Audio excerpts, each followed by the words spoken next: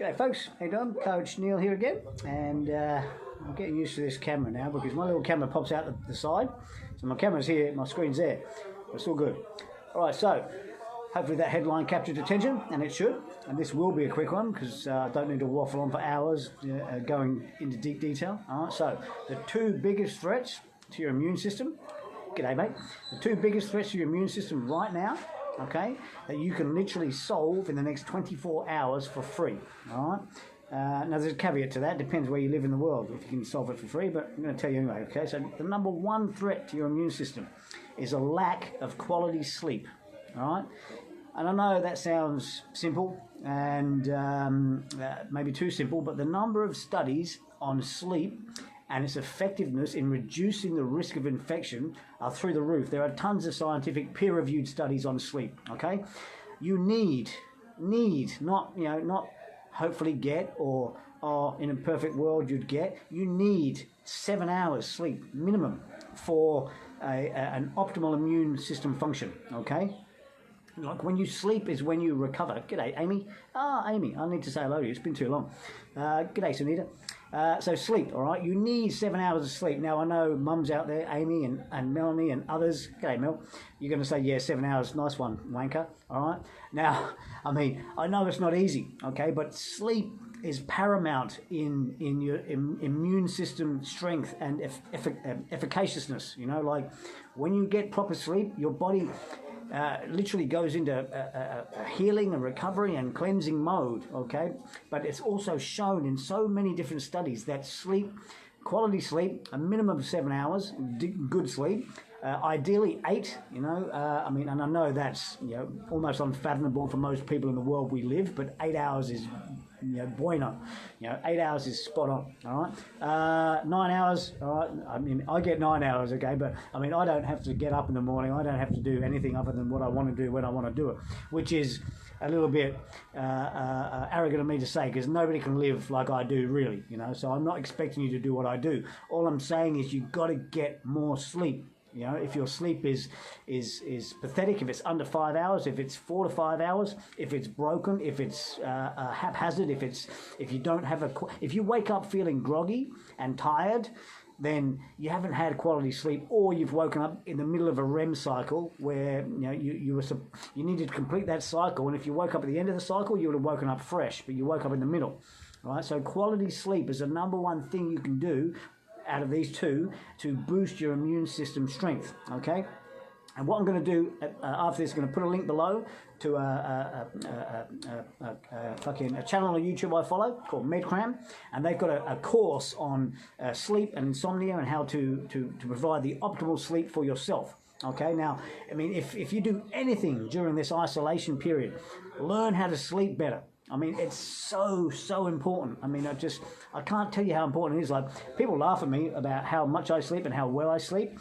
You know, like I travel all over the world. I stay with people in different places. I've stayed with clients in places, and they go to me, "Gee, you just sleep so well." I'm like, I fucking sleep perfectly, you know. And you know, sleep is number one. Okay, so if you sleep now, if the sleep that you get now is low quality or low hours, like under 5 hours, if it's poor, if you wake up groggy or tired, and if you tell me, oh, I can function on 5 hours, I don't have a problem. You can function, but I absolutely guarantee you your immune system is suppressed, okay? There are tons of studies on the efficacy, on the benefits of good quality, long duration, 7 hours minimum sleep, and the reduced risk of infection from bacterial and viral threats, okay? So number one is sleep, okay? Number two, which I've already covered, but I'm going to cover it again now because these two alone can literally transform your health just like that in fucking almost immediately, okay? It might take a while for this next one because you need vitamin D, okay? G'day, Crystal. G'day, Daphne. Vitamin D, I keep banging on about it, but it's that fucking important, okay? So now I've said in my title you can solve these problems for free. Now you can only solve it for free if you've got vitamin D available from sunshine, all right? If you don't have vitamin D available from sunshine, then you can't solve that problem for free, all right? So you're going to have to purchase a supplement, all right? But if you've got access to sunlight on a daily basis or a few times a week or whatever. I keep banging on about this. Somebody asked me yesterday in my last live, how much do you need? You only need 20 minutes a day. As much skin exposed as possible. All right. Obviously not in the fucking scorching middle of the day heat in a tropical country where the sun is burning. Okay, but 20 minutes of sunlight. Okay, dawn or dusk is even sufficient. Okay, so when it's not so hot, okay, that creates a synthesis of vitamin D in the body. So it doesn't give you vitamin D. What happens is the sun penetrates your skin, the cholesterol beneath the skin reacts with the sun, and it creates vitamin D in your body. But the beauty of vitamin D is it's fat soluble. Okay, so it will get stored in your fat cells if you have an abundance of it that you haven't used, over the period of that time, that day or whatever. All right, so you can probably get sunshine every 2 to 3 days, and that would be sufficient, provided you get 20 minutes full body exposure in the sun when it's not going to burn you. Okay, you don't want to burn because obviously burning is an injury. All right. So people say to me, oh, what about skin cancer, this and that? Skin cancer can go fuck itself, okay? You will not get skin cancer from 20 minutes sunlight exposure, all right? Skin cancer is when you burn and you injure yourself, and you create an injury which creates free radicals, and the free radicals are what suppresses your immunity and which can lead to melanoma and other cancers, okay? So sunlight does not cause skin cancer. Like exposure does not cause skin cancer. Overexposure is what can lead to skin cancer, but it doesn't cause it. You can negate that overexposure with high antioxidant infusion in the forms of fruits and vegetables, right? Particularly berries. Berries are like nature's sunscreen, okay? So, number 1, sleep. Number 2, vitamin D, all right? If you cannot get sunlight, then you can and should use a vitamin D supplement, okay? In the studies, in which there are tons of studies on this too, and the studies have shown that vitamin D levels below 15 nanomole, all right, which means it's very low, can increase your risk of infection by 50 to 70%. So that means 50 to 70% more likely to get a cold, flu, or other virus, coronavirus, okay? So if you're adequate sleep and adequate vitamin D, you are literally 50 to 70% or more defended already just from those two things.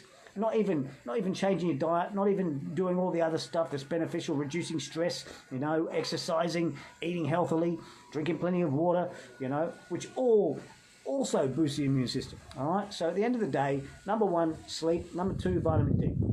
Vitamin D, if you have to take a supplement, then you want to find a good quality, preferably organic, food sourced, and even if you can, fermented, but it depends where you live in the world whether you can get that or not. All right. One of my favorites for vitamin D is a mushroom supplement, okay, because mushrooms are a fantastic source of vitamin D, provided they've been exposed to sunlight prior to being picked, okay. However, the thing with vitamin D from mushrooms is it's D2, not D3, and we really want D3 as well as D2, okay? So mushroom supplement would be one way to get it. Fatty foods are another way to get vitamin D, and sunlight, obviously. But if you're going to take a chemical supplement, which would be like from the chemist or whatever, you want to buy one that's like 1,000 IU per serving, and 1,000 IU is sufficient per day to give you the amount that you need to ensure you've got a strong and healthy immune system. If you are extremely suppressed, then you would want to up that to maybe 5,000 to 10,000 a day for a week.